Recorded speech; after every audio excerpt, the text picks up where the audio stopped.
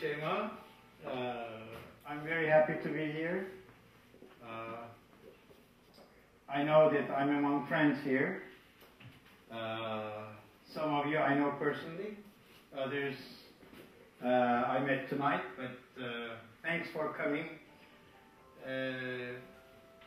As Sheva said, we're on vacation in Santa Barbara, or we call it change of air in Turkish. The literal translation is, you know, sometimes when things get too confusing and too hectic and you start developing headaches, you say it's time for a change of air. Hava değişimi. So Belgin and I, my wife and I, decided to come to Santa Barbara this time. Partly as a result of that gentleman back there, Jamie. He's a lawyer, great lawyer, good friend of mine. Some years ago, I was doing a story about a Turkish spy who was in the Lompak prison. His name was Hüseyin Yıldırım. And some newspapers called him the greatest spy of the Cold War era. Somewhat exaggerated, but he was an interesting guy. He was there in prison for life, and maximum security prison. As a journalist, you know, we were very much interested in his case because this guy was working for the East Germans during the Cold War. He was working at an American base, and obviously he sold some of the secrets to the East Germans. Then the Cold War ended. All the East German spies came home, including the head of the German Secret Service, Stasi. You know, they were having a good time back in Germany as normal German citizens, attending cocktail parties and whatever, while this poor Turkish guy who worked for them was in jail here in Lompak. So we thought this was an interesting situation. I've always had an interest in these adventures or misadventures of Turks in all parts of the world, and I got in touch with Jamie, and thanks to him, we managed to get an interview. And Jamie is an idealistic lawyer who thought that, you know, what was happening to Hüseyin Yıldırım was wrong. Because, you know, if everybody else is out, why should he be in? And on that trip, we stopped in Santa Barbara briefly, my cameraman and I. And I looked at him and I said, hey, this looks like a real nice place. You know, maybe someday it would be great to come back here and spend some time. Just a little mental note, which became true some 12, 13 years later. And we really had a fantastic tour. I mean, this is a very special place. Those of you who live here know that, and those of you who are visiting obviously have already discovered that. It's a fantastic place, and we made very good friends. And when Shema asked me to speak to this group, I accepted very happily. What I would like to do is talk about what is going on in Turkey right now in rather general terms without getting into the finer details of the situation. A week before I left Turkey, I published my 16th book, which actually is an interview with me, an attempt to analyze the political situation in Turkey. It's called The Liberals, the Nationalists, the Islamists, and the others. Others being people like me, you know, who don't fit into any one of those other categories, but nonetheless have something to say about what's going on in Turkey. And this book has generated a great deal of discussion in Turkey because we are going through rather confusing times. But that's not really a novelty for us. In Turkey, we tend to go through rather interesting times, exciting times, all the time. I was talking to a friend the other day, and it just occurred to me that if Turkey were a sports channel, you know, it would not be a channel that would be broadcasting a game like baseball, where you have very regular rules, or even football, American football. Turkey would be the channel for extreme sports. Sudden ups and downs. And some of those are rather difficult to explain, especially to people who don't really know the Turkish political scene very closely. For instance, those of you who read the newspapers may have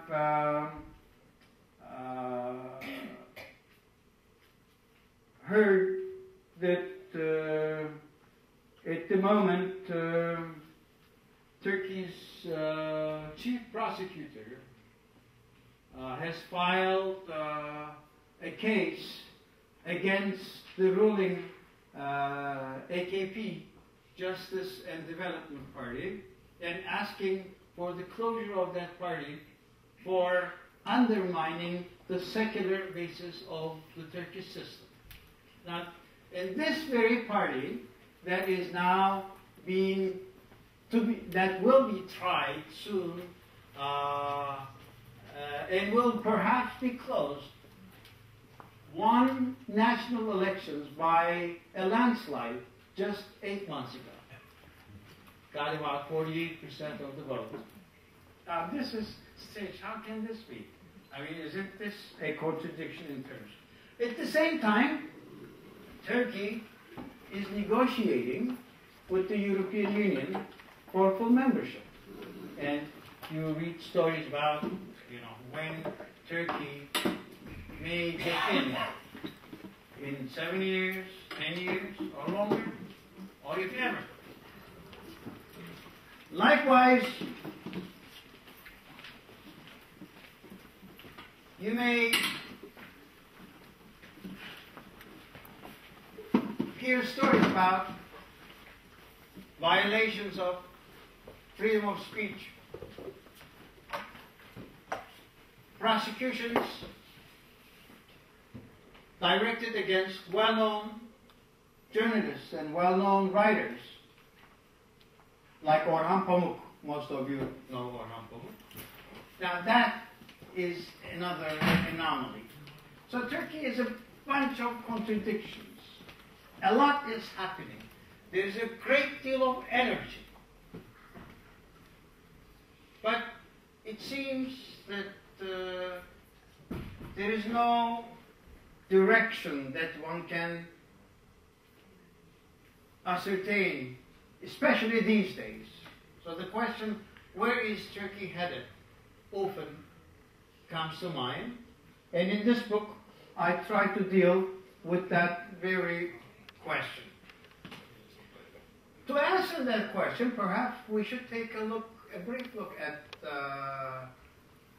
the history of the Turkish Republic, and then talk a little bit about the elections I just referred to, in which the ruling Justice and Development Party won a big victory, and also the case that is brought against this party for undermining secularism. Because in most American reporting, you will see Turkey's name mentioned with the principle of secularism. And this will be even more so, I think, in the 21st century, because it appears to me that secularism is once again becoming a very important political issue, not only in Turkey, but also in places like the United States. The role of religion in government, the separation of religion and politics is becoming a very, very vital issue. Turkey became a republic in 1923. A new republic was born from the ashes of a multi-ethnic empire, the Ottoman Empire. And this new republic was founded to become a nation state. At that time, the nation state was the norm. There were many nationalistic groups that were trying to establish their own nation states. And the Ottoman Empire fell apart because all the other ethnic groups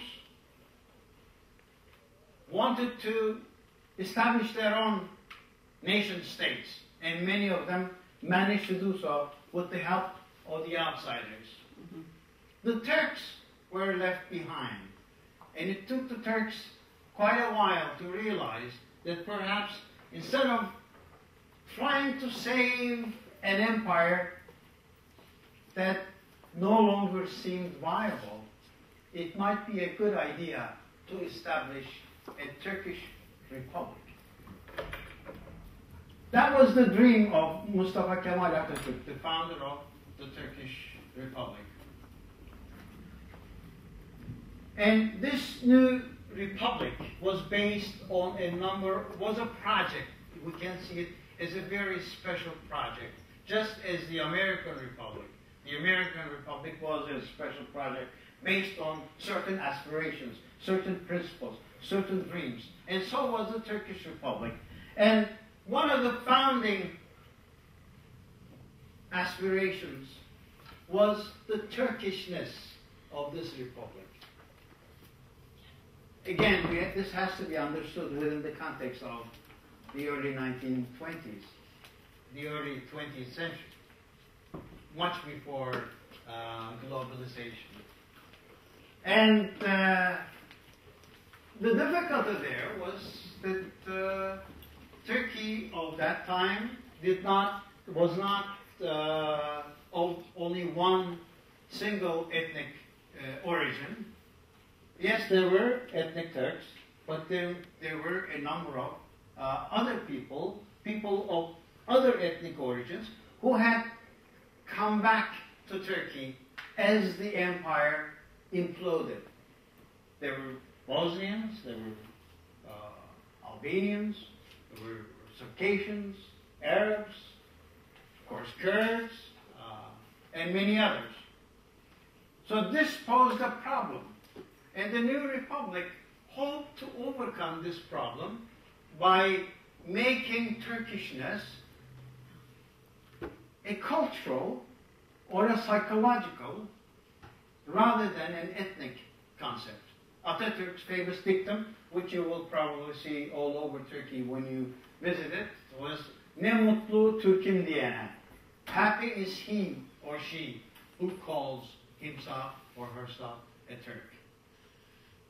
So it was a question of feeling a part of that particular entity. A second pillar of this new republic, this project that I'm talking about, was secularism. Because Ottoman intellectuals, the intellectuals who had a great share in the formation of the new republic, believed that Islam had been one of the main factors, or the misuse of Islam, exploitation of Islam, had been one of the main reasons why the empire was left so far behind the rest of civilized countries. And they realized that to have a clean break with that unfortunate past, and when I say that, the Ottoman Empire was one of the greatest empires the world has ever seen, more than 610 years of existence. But we have to keep in mind that 300 years of that was a period of piecemeal destruction, losing lands. The pain of defeat for such a long time probably had a lot to do with the psychology of the reformers who were setting up this new state. So they wanted a clean rupture with the past, as if, you know, people could start from zero. As a result, there were a number of reforms. You know, Turks changed their alphabet and changed their calendar, changed their system of measurement, and they adopted the Swiss code, adopted a number of other laws from European countries. And the West, the European West, was taken as a model. And in that whole scheme of things, secularism was considered the most important. The state and religion should remain separate. Religion should have no say over the way the country is run, over the way laws are made. And this became almost an article of faith. I mean, it was a very essential part of the Turkish state.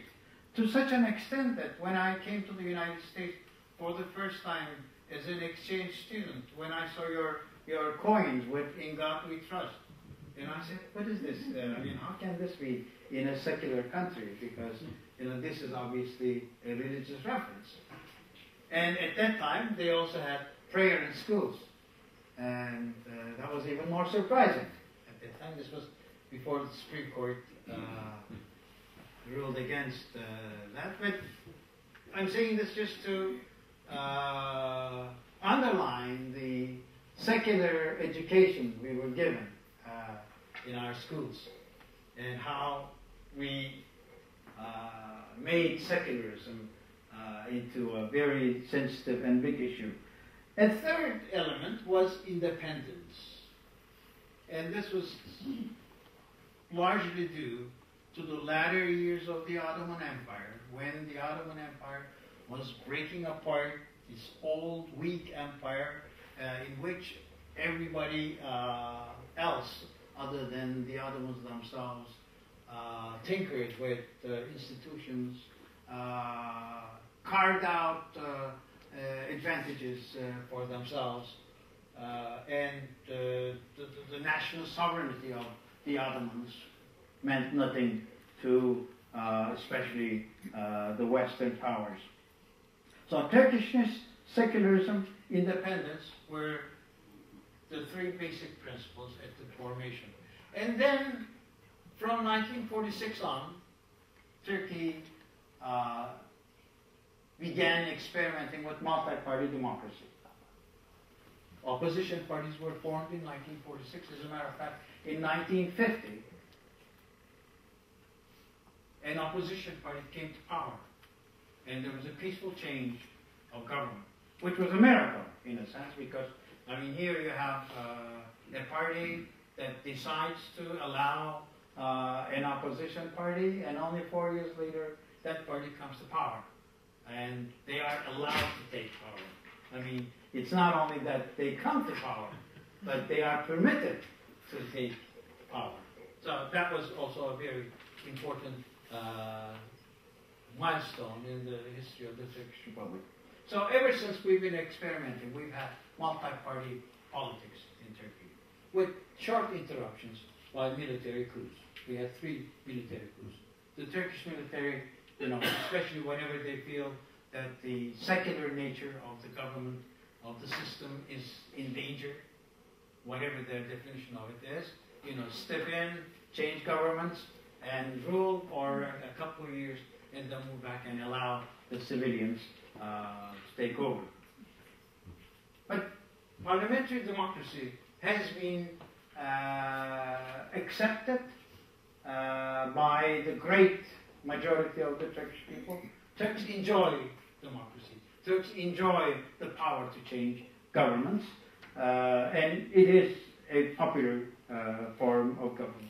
And finally, since 1980s on, Turkey has experienced a great deal of economic development by opening out to the rest of the world. And you know, Turkey has had very high growth rates, especially during the past 5 years, more than 7% per year, and Turkey has become a popular touristic destination, hoping to attract some 25 million tourists this year. And Turkish businessmen, Turkish contractors have spread around the world and are busy making money for themselves and for their companies. So those are the 5 pillars, but the first 3 pillars were the essentials of the Kemalist project that came into being in 1923. But of course, times change, and the world changes, and concepts change, and you have to make certain adaptations, and making adaptations is not always a very easy thing to do. Income, well, then there appears the Islamists in the Turkish political scene, one of the changes. Until 1970s, you could not even imagine an Islamist party, because the Islamists were held highly, were considered to be highly dangerous, and they were not allowed to participate in politics. But from 1970 on, we had small Islamist parties that were partners in coalitions, and they grew step by step, became more and more powerful, especially at the grassroots level, especially at the municipality level. But almost every one of those Islamist parties were eventually closed by the Turkish Constitutional Court.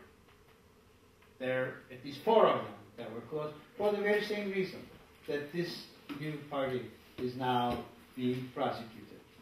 The chief prosecutor always claimed that this party had become the focus of anti-secular activities because of the statements they made, and that they actually had a secret agenda, that they were trying to change Turkey into an Islamic state like Iran or like Saudi Arabia or whatever. Each time, and these Islamist parties were closed, they came back stronger. Obviously, it's not possible to stop social movements by merely banning them. Obviously, other kinds of measures are also necessary.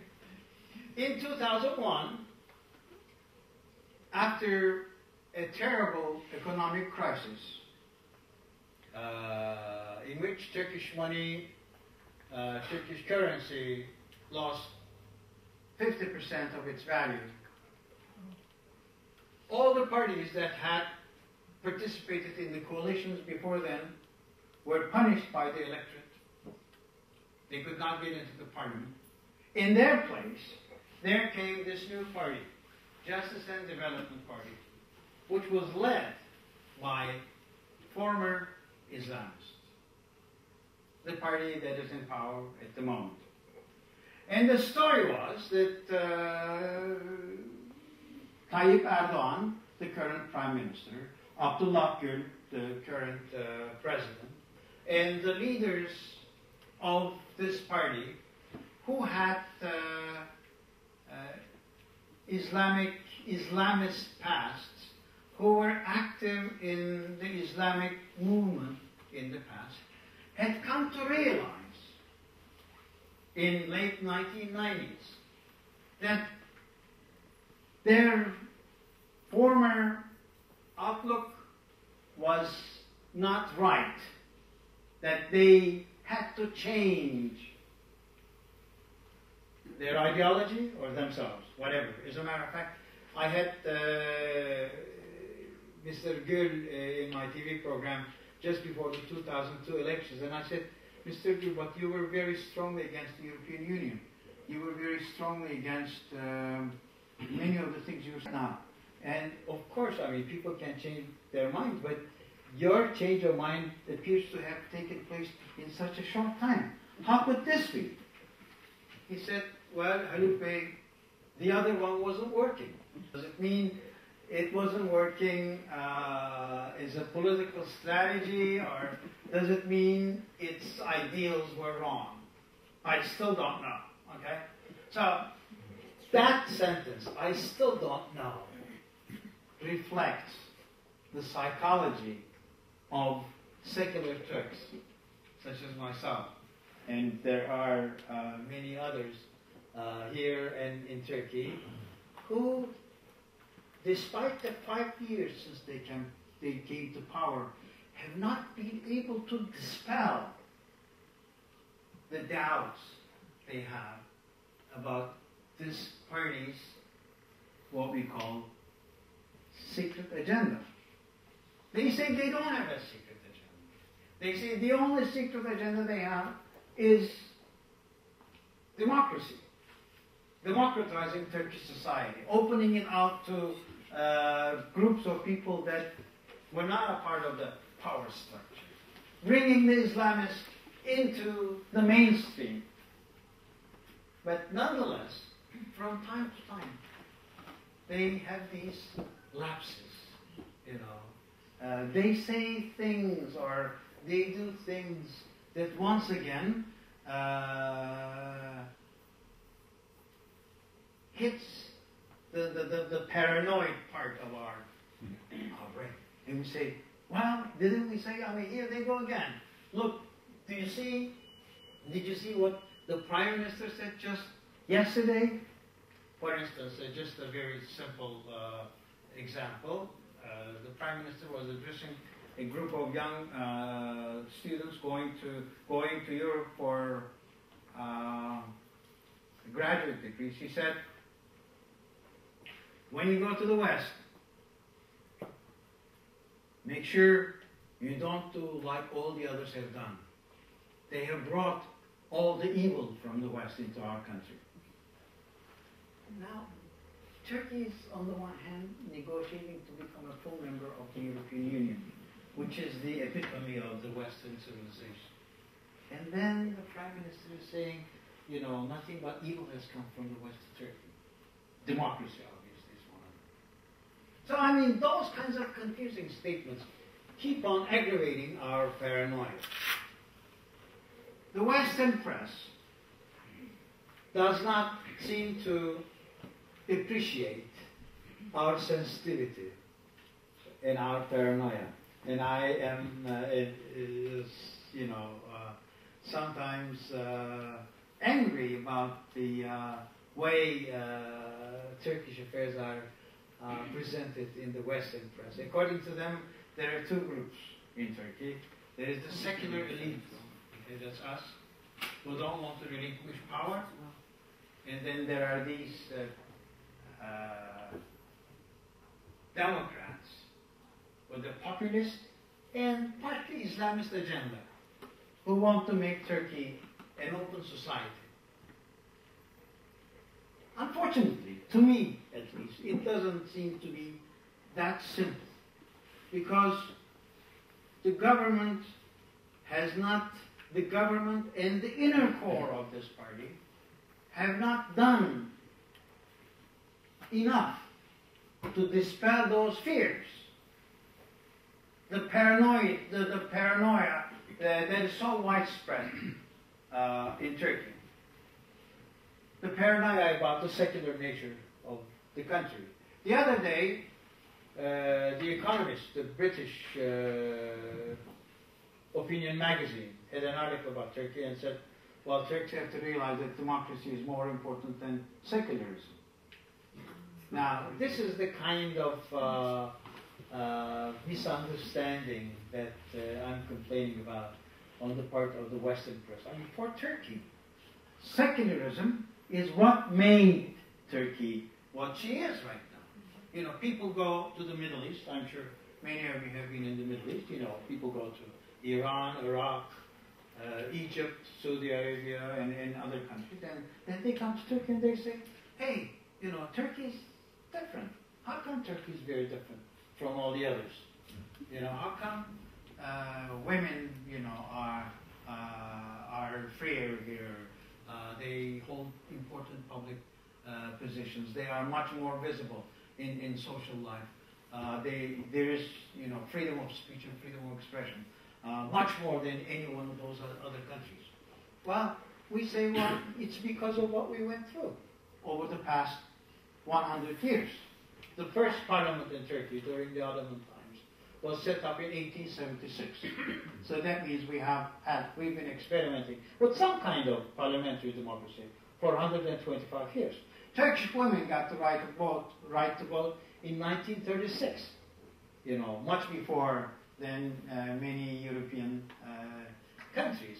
And obviously all those experiences and all that rigidity perhaps about the secular nature of the Republic has generated a culture that is more open to new ideas. I was reading last year that in all 22 or 24 Arab countries, only 324 works of foreign literature being translated into Arabic. 23 countries. In Turkey, 5,000 books. Okay? Because you can translate just about anything. And there is a demand for those kinds of new ideas.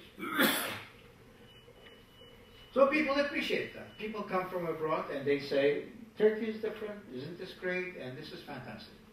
But in the same breath, they say, but on the other hand, you know, you guys are too paranoid about this secularism business. You know, you have to be more open. You have to allow greater room to religion in public life. One example is the question of headscarves in the universities. This has been publicized, reported about in the papers quite a bit. You know, in Turkey, if you are just an ordinary person, there are no limits about headscarves. As a matter of fact, some 65% of Turkish women wear headscarves. But great majority of them wear them as a part of their culture. It's not about not showing their hair. It is just because they've seen nothing but, you know, headscarf. People, you know, I come from a family where my grandmother, my aunt, and everybody else in my family wore headscarves. But it wasn't a question of not showing your hair. It was a part of the conservative culture that they were a part of. And since the rise of the Islamists, now there is this new style of headscarf. And it is a particular way of covering not only your hair, but also your neck, okay? Which, obviously, in a democratic society is quite acceptable. There's nothing wrong with that. But, however, there has been a controversy about such headscarves worn in university classes.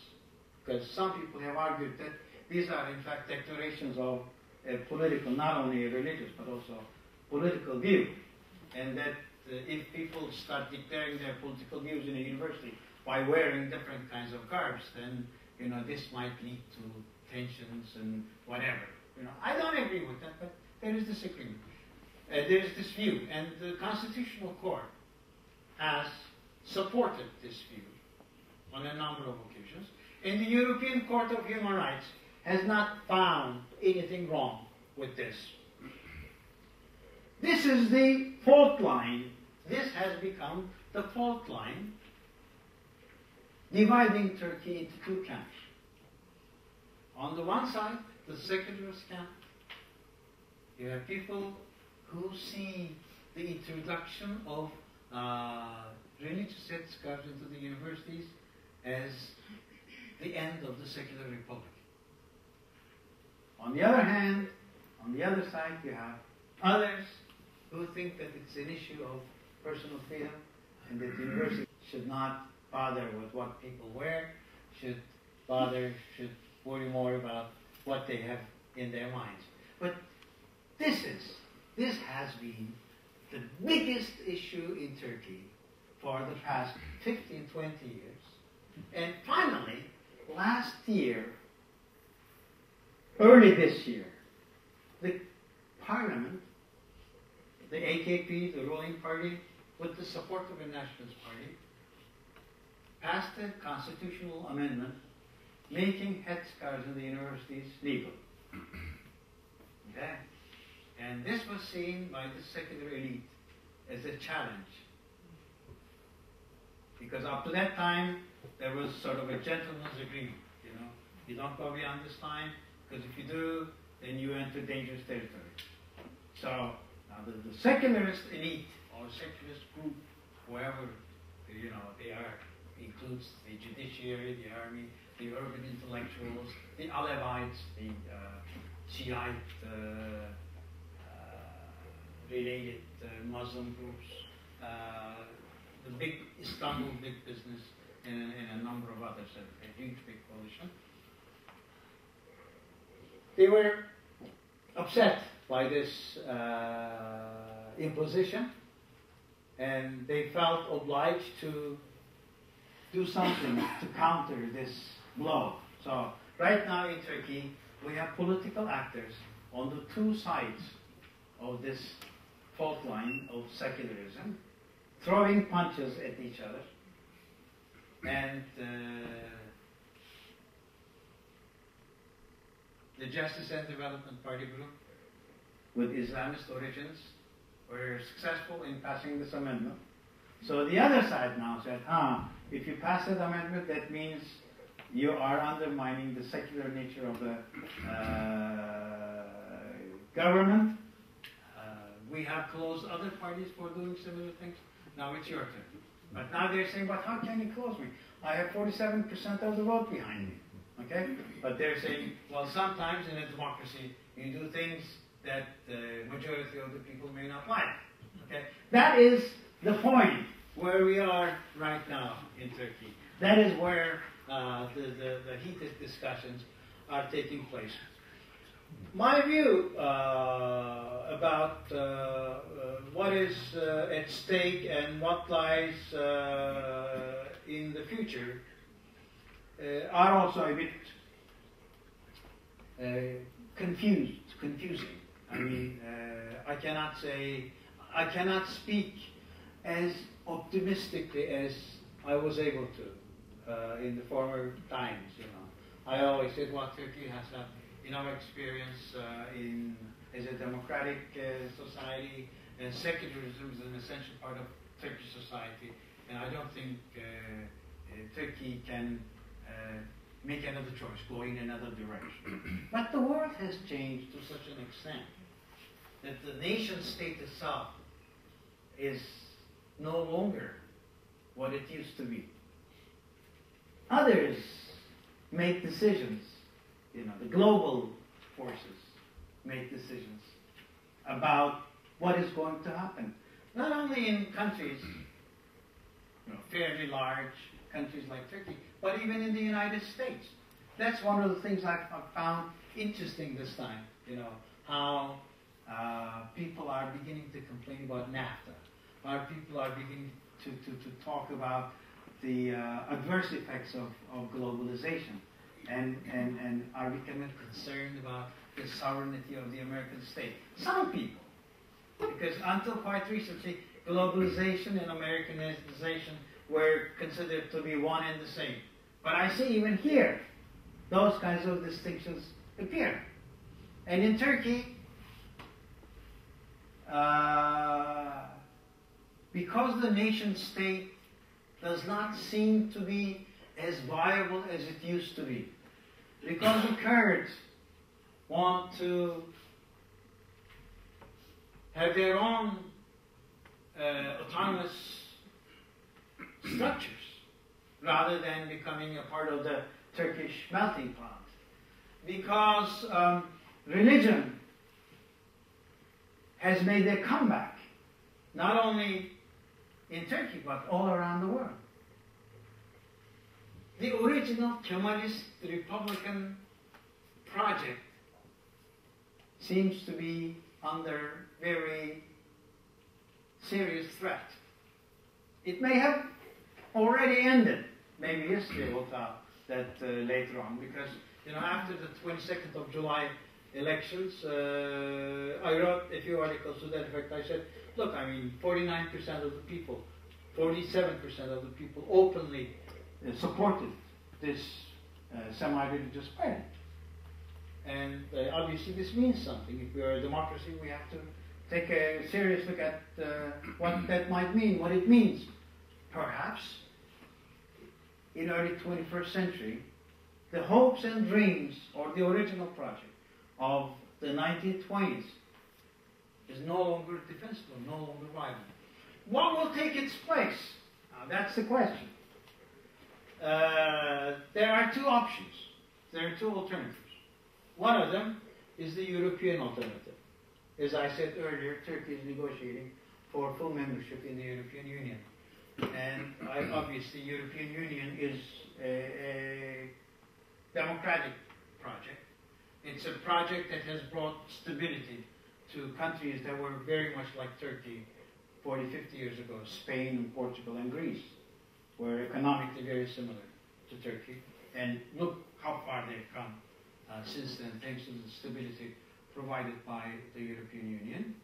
However, there we find other factors. There is an opposition against Turkey's entry into the European Union because Turks are Muslims, and because Turkey is a big country. If Turkey gets in, Turkey will have as many or more members in the European Parliament as the Germans and the French, the original founders of the European Union. Would they be so stupid as to let somebody come in some 50, 60 years later and have a greater say than they do? There are old-style racists, bigoted people, politicians like Nicolas Sarkozy, who are using the Turkish factor for their own domestic political reasons. Therefore, there is this factor. Turkey on the one hand is determined to get in, has been trying to push in for the past 50 years. Europeans are playing a double game. They cannot say no, because it would be too big a decision for them to make. One generation. Right now, for instance, they're saying, if you say no to Turkey right now, the only democratic Muslim country that is knocking at your door, that would mean that means you're not ready to make peace with the Islamic world, for instance, one argument. And others are saying, look, almost every one of the important European countries have declining populations. And Eastern Europe is not going to be a help because Eastern Europe has an even bigger declining population. So where are you going to get the new people? Where will they come from? To them, the European deep state probably thinks that Turkey, when the need arises, would be a good place to maintain good contact with. And finally, European Union, obviously, has aspirations to become a major player in world politics, along with the United States, China, maybe Russia, maybe India. And all projections show that without Turkey, Europe would not have the muscle or the geographic advantage that it would have with Turkey. And this is again an ongoing debate. These issues we talk about on a daily basis. So I hope I have not confused you even further. This is where we are right now. The case against the ruling party is pending. It's like the Constitutional Court, filing a case against the Republican Party for violating the secular rules of the Republic, which they may have.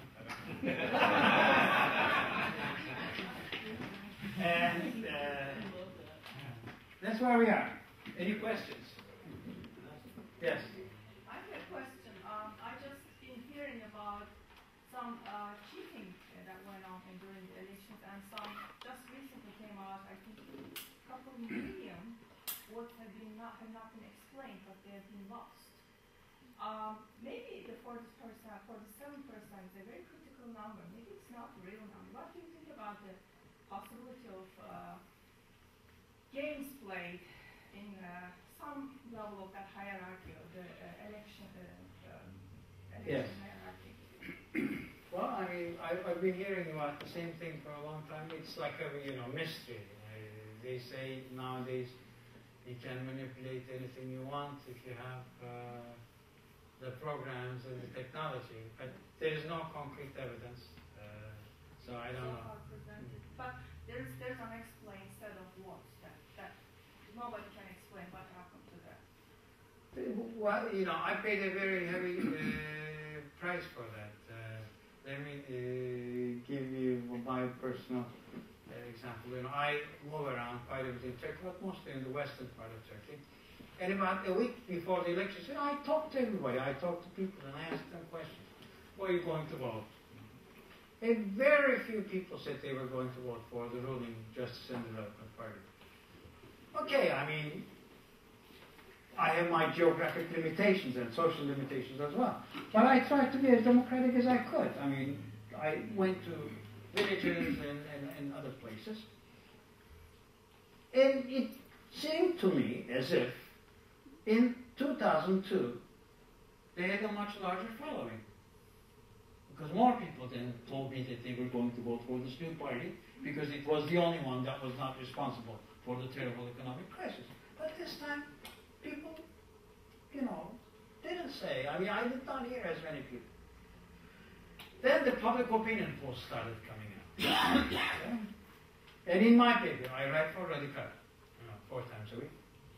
They had this public opinion polling agency, a very good one. And one morning I said, less than a week before the election, I said, Justice and Development Party getting 48% of the vote. I said, come on, no, this can't be, so I want to write something about it, but, I mean, this is a difficult situation. I mean, there is a science, at least, something like a science behind public opinion polling. So I called the agency that does public opinion polling for the Prime Minister's office. And the guys who work there were my former students. Sometimes we take advantage of having people in places like that. And I said, look, what do you think? It says 48%. They said, no, we're predicting 39.2%.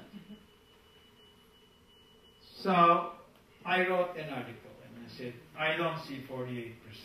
It's not likely to be 48%. There must be something wrong here. And then 3 days later, the elections were held and they got 47.2%.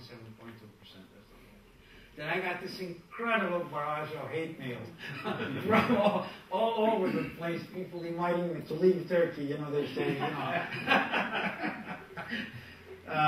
why don't you, hey, Mr. Elitist, why don't you look around? You think Turkey is just your bunch of friends? There's a lot more to it. But then, people started raising questions. I don't know. I have no.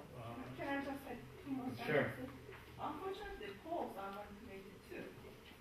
Some polls are conducted by private companies who are setting numbers according to the instructions they receive, and that's part of creating public opinion. And secondly, 47 is a very interesting number.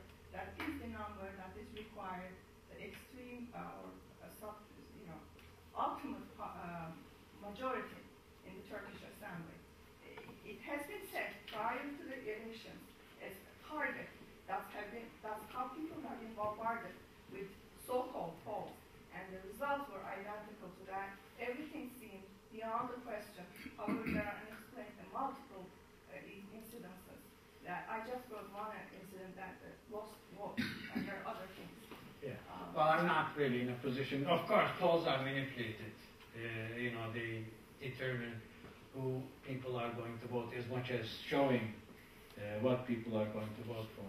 And I'm sure there had been quite a bit of manipulation, but you know, the Prime Minister office, obviously, they wanted the real numbers. I don't think Tarhan Bey, the guy who did the public opinion poll for my paper, would be a part of such manipulations.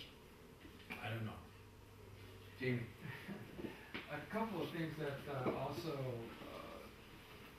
the European Union seems to be a problem for the Turkish government getting into the European Union is the situation in Cyprus and, of course, the Kurds. And I want you to put on your predictive hat and tell me what you think will happen with respect to the Cyprus situation and with the Kurds in the next, say, 10 to 15 years. Will those two problems be resolved sufficiently to allow Turkey to get into the European Union, or will they be roadblocks?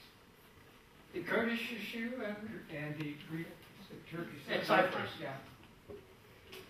Okay, there are two very difficult issues, and they have been around ever since, you know, I realized myself. As far as the Cyprus issue is concerned, there is some progress right now. The two presidents are going to get together, and I think it's it's easier to solve the Cyprus question. You know, once Turkey gets into the European Union, if it ever does, okay, then all three or all four actors of that dilemma, of that puzzle, will be in the European Union, and therefore the problem itself will disappear. But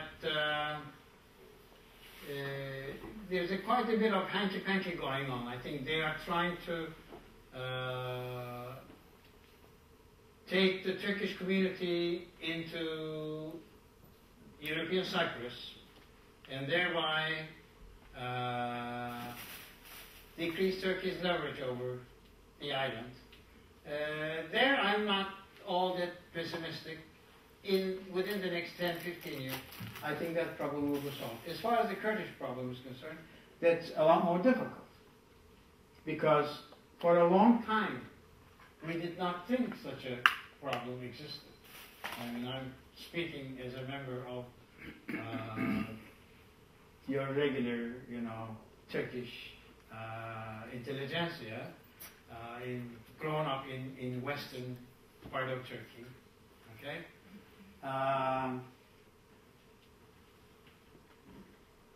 The assumption was that, given enough time, the Kurds would come to Western Anatolia, or economic development would go to Eastern Anatolia, and those people would melt into the rest of the Turkish general populace, and therefore the problem would disappear. And that was the vision of the nation state. But we know that the world did not work that way. I mean, when I came to the United States in the 1960s, America was the melting pot.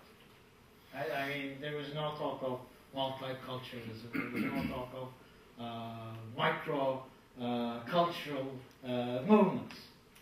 And this has all changed. And likewise in Turkey, partly as a result of other external political factors, the Kurds of Turkey, some of them at least, have decided that they would like to have an autonomous existence in Turkey. This doesn't mean independence, but some kind of cultural autonomy, and some of which has already been granted to them.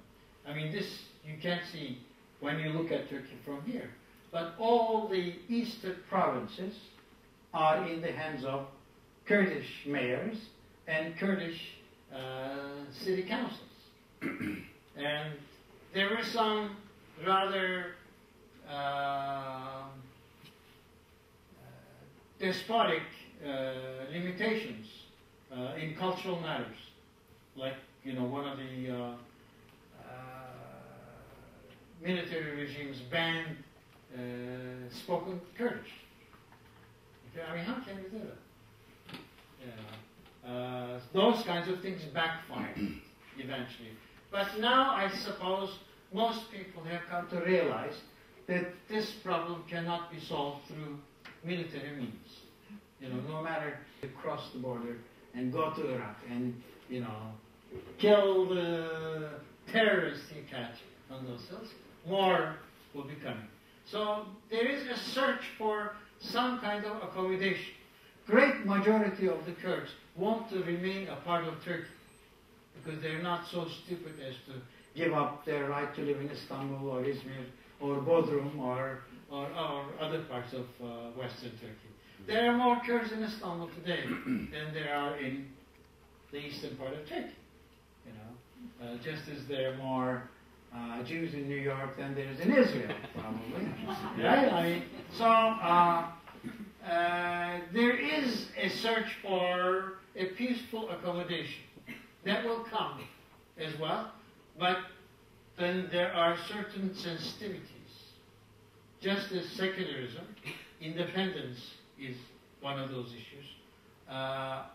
Some people in Turkey fear that some external forces, some say the European Union, which doesn't make any sense, some say the United States, some say Iran or whatever, would like to have an independent Kurdish state in northern Iraq, eastern Turkey, and part of Syria as a sort of a buffer zone against Iran and Arab countries, and in control of some of the oil-rich territories in the region. But great majority of the Kurds and the Turks, you know, don't think that's a good solution. Yes? Being a glutton for punishment, I read the BBC almost daily. And in taking that question even more, the only thing I ever read about the problem with Turkey joining the European Union is the Greek issue. They ignore everything else. There's nothing else, not even the Kurds. I read all that every now and then. You get a little thing on over there, you know, in the American press or the British press, but not much. Now, having said that, and I read that there is a movement to square away that problem, and it looks like it's going to be taken care of pretty, you know, quickly. What's other than the fact that Germany and France doesn't want anybody else to play in their playground, what would be the next obstacle? One of those excuses. But of course, the European Union has been clearly deceptive as far as Cyprus is concerned, because, you know, Sarkozy's main argument against Turkey is that it's just, you know, Turkey is not a European country because Turkey is not in geographical Europe. That's not entirely true, because there is Thrace, you know, the city of Istanbul. We live in the European part of Turkey. It is within the continent of Europe. Mm-hmm. And whereas the Republic of Cyprus is a part of Asia and doesn't have a centimeter of its land in Europe. So obviously it's, you know, convenience and political expedience. They would like to have the Kurdish problem solved. They would obviously want Turkey to become economically more highly developed. But of course the question is this, I mean, because Turkey is at such a crucial location, if Turkey becomes economically a lot more successful, and say Turks have an income per capita of $20,000 per person, okay? Would Turkey still want to become a part of the European Union? Now that question may also arise in the future. But right now, from my point of view, despite the double standards of the Europeans, and despite all the deceptive language they have used all along, I think Turkey should remain on track and should keep on pushing, because it's to the benefit of Turkey to change its ways, to reform itself, to change its laws. Europeans have higher standards on everything, almost everything than we do. For instance, they have standards for tomatoes. They have standards for cucumbers. They have standards for side streets. They have standards for emissions and whatever. I mean, they're all higher than Turkish standards. And as we go along, and as we complete each one of those 35 or 38 chapters, we are forced to upgrade our own standards, our own way of life, which is good for us. For instance, there's this famous debate about not being able to eat kokoreç. Kokoreç is like a Turkish kebab made of intestines of sheep, you know. And, some countries over here saying, well, this European Union, they poke their noses into everything. They won't even let us eat kokoreç. And I said, well, they don't mind whether you eat kokoreç or not. It's what they're concerned about is the coli bacilli in it. Don't you want to eat one that has less? Greece also went through the same thing, and when I go to Athens, I see them eating it. Probably the most clean one. Yes. Tell me something about the Constitutional Court. Yes. Who is in the court? How did they get there? Okay. It's a body of 11 judges, and they are all highly reputed judges. They are appointed by the president. And until the election of Mr. Gül, the presidency was considered outside of politics, and the president was considered to be a person of such high political impartiality that in case a crisis arose in the country, he could or she could step in and play a role in solving that problem. But in the wake of that great victory of 22nd of July, the Justice and Development Party also placed one of their own in the presidency. This generated a great deal of hostility and debate in Turkey. And now people are afraid that what happens in the United States may happen in Turkey, and the political president may start appointing political judges and eventually get the kind of decisions from the court that they want.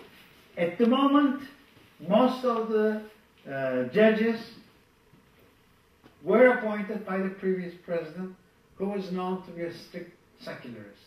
So it looks quite likely that this group will decide to close the party. I mean, given their composition. Okay? I'm not saying anything about the evidence. Personally, I think it's wrong. What they're trying to do is wrong. On the basis of politics. I mean, what is going to happen? I mean, they're going to close this party. They will ban some 60, 70 of their deputies from politics for 5 years. Another party will be formed. I'm sure they've already formed that party. And they will come back to power, with even a greater majority. And, yes. So you had mentioned that looking at the future, one option was to go into the European Union. Okay, one option, you're right. One option is European Union. A second option is a Middle Eastern style secular dictatorship. Not a viable option. There's a possibility, an army coup and strict secular group of officers. But I think in a third option is a more Islamist state, because the boundary line between a thoroughly secular republic and an Islamist one is becoming increasingly blurry. And what I mean by this is from time to time, for instance, our Prime Minister at one point said, why don't you consult the religious ulama about a certain law? Okay? I mean, the moment you start consulting with the religious people with regard to the correctness of a legal step, then you are into highly dangerous territory. I know that all this is happening in the United States, but the big difference between Turkey and the United States, 99% of the Turks are supposed to be Muslims, whereas in the United States we have a multi-religious society. And therefore no one religious group presumably can have the kind of domination that the Islamists could have in Turkey. That's why we need to be more careful. But at the same time, I'm against the closure of the party, and I think those laws need to be changed. You know, it's much better for parties to go away from power through the ballot box. And I'm against the ban on headscarves in the universities, because I say, I mean, if she wants to come to my class and listen to me, I mean, why should she not be able to do so when her exact replica in male dress can come and study and get ahead in society? Yes? On the constitutional court question, it seems to be the case is to close the party. And as you know, in the Supreme Court, what they do is say, well, that law is unconstitutional, but nobody closes the party. Is that an option? Or why is the case to actually close the party because of law? Well, in the political parties law, there is an act about political parties. It says, if a party engages in terroristic activity, if a party engages in illegal activities, and if a party becomes the focus of anti-secular activity, okay, that party can be closed by the Constitutional Court.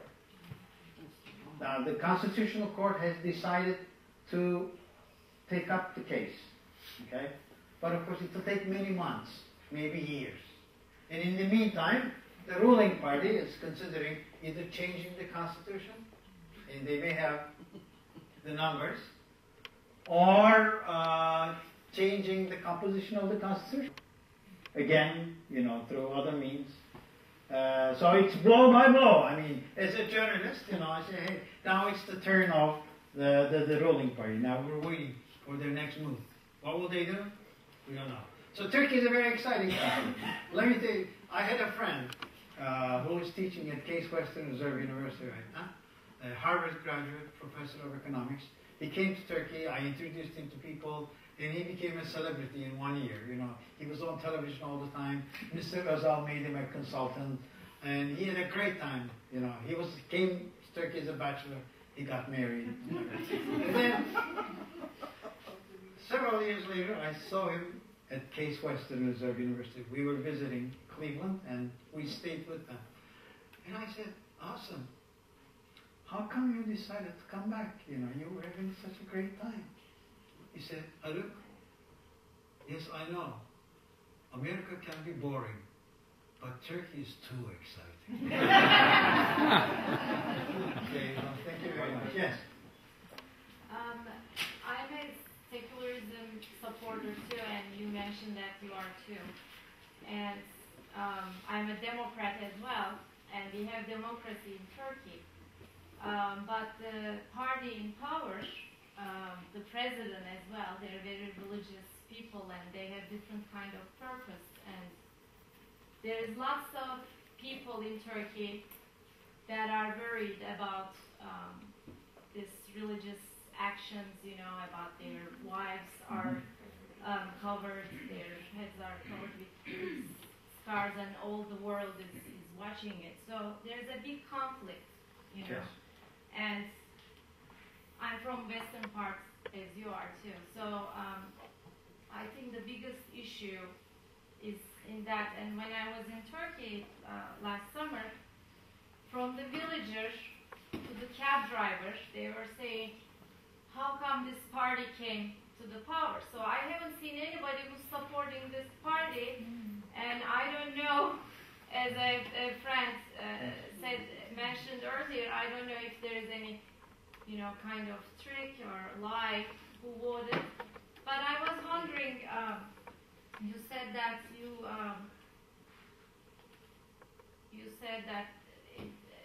as far as freedom and independence, people should be allowed to wear scarves in the universities. Yes. But then, do you think that the party, the religious party who was in the power, if they continue to be in power, do you think it's going to be for the benefit of Turkey? Well, it's a question of checks and balances, and when I say checks and balances, I don't only mean in the legal sense, but also in the social sense.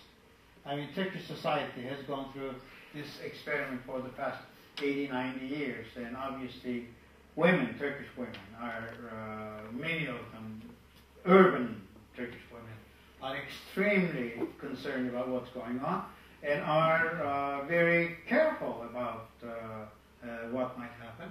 As a matter of fact, last year in Izmir, there was a demonstration in which mostly women took part. More than 1 million people, right there, out in Izmir. Similar demonstrations were held in other parts of the country. I think because the army intervened so many times on behalf of the secularists, the secular section of Turkish society became somewhat lazy. And obviously, military coups don't solve any problems. They only create more problems. They only create more opponents. I think Turkey is now mature enough to deal with these issues and somehow create a unique synthesis that is Turkish. That was going to be my main point. When I said what is at stake, there are these possibilities, the three possibilities that I mentioned. There is a fourth very interesting and very important possibility, which is what I advocate, which is what I would like to see, and that is Turkey creating a unique synthesis in the 21st century as a society with an overwhelmingly Muslim population, but with a great deal of experience in democracy and secularism and economic development. A synthesis through which we will be able to deal with the problems of the 21st century with better preparation, because I see that theoretically, that the issues that are theoretically important to you here in the United States are daily breaking news events in Turkey. And Turks are trying to wrestle with them. Turks are trying to solve those problems. And if somehow Turkey manages to do that, Turkish creators, Turkish intellectuals, Turkish scientists may be able to offer to the world community, to the world culture, something unique and something different. The product of a clash of Eastern and Western and Northern and Southern civilizations, Islam and Christianity, secularism and faith, all combining together. It may all take artistic forms. Orhan Pamuk, the winner of the Nobel Prize, is an example of how that kind of cultural inheritance can be utilized in the form of a novel. Likewise, I don't think it's a coincidence that two of the leading filmmakers of Europe, the leading filmmaker of Germany is a Turk by the name of Fatih Akın. And the leading filmmaker of Italy is a Turk by the name of Ferzan Özpetek. You know, and I don't think it's a coincidence. Countries that have established filmmaking traditions like Italy and Germany have Turkish creators telling them, those societies, something different than what an ordinary German or what an ordinary Italian would be able to say. That's my hope, and that's my dream, and I hope that's what transpires. Yes? In the late 60s and the early 70s, there was a mass exodus of Turkish people from Turkey into Europe. And in a lot of societies where that's happened, it's been the brain drain in those societies. What you're talking about right now could possibly happen, but have those people, those inspirational people, have they left, or are they continuing to leave to prosper somewhere else and neglecting those causes for Turkey? You know, that itself was a very interesting experiment, because most of those people who went to Europe in the 1960s came from the countryside. You know, they went to Hamburg without ever seeing Ankara or Istanbul. And they encountered enormous cultural difficulties.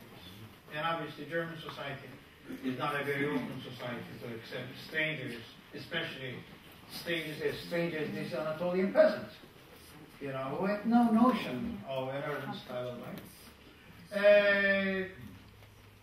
One reaction of the Turkish peasant was to turn inward and become more religious, and thereby reinforce the prejudices the Europeans already had. You know, if you go to places like Munich or Köln and go, you know, walk around the Turkish quarters there, you will see, you know, a lot more women in veils and walking behind their husbands and whatever. You know. So when Germans come to people thinking that, you know, Istanbul is like Köln, like Cologne, they're surprised, because we have our own quarters where you will see people like that, but great majority are not like that. That was one reaction. Okay.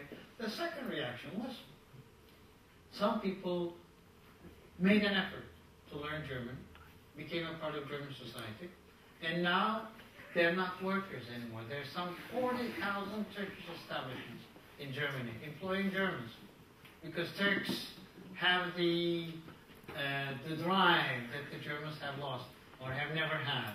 And now they have become successful businessmen. Amongst them, we see the emergence of a new generation of Turks. Now this is the fourth generation. They're, of course, completely bilingual thanks to Turkish television and dish antennas. You know, so they're able to watch what's going on in Turkey, as well as attending German schools. And I think they are making an important contribution to Germany. If you pay attention to the German art scene, you will see many Turkish names. Yeah.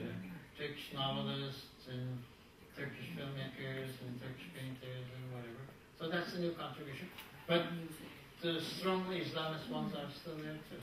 But are they still making a contribution to Turkey as well? Not as much. Not as much. They're not making as money. Because Turkey doesn't need that kind of money anymore. Not as much. No. Because when you have 25 million people, you know, coming in as tourists, and you know, the foreign currency is no longer the problem that it was some 25, 30 years ago. What's the current population of Turkey? Current Population of Turkey? 75 million around, including the ones in Germany. 72 million in Turkey. And Turkish population is still rising, and they say it will peak at around 90 million, and will start going the other way from that point on. But you know, Turkey will be the most populous country in Europe with 90 million people. Right now, the two Germanys has slightly more. Well, thank you very much.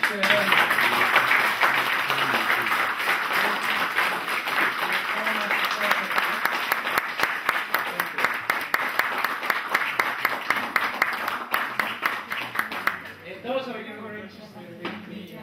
Mine, I think, Turkish politics. I have one copy of mine.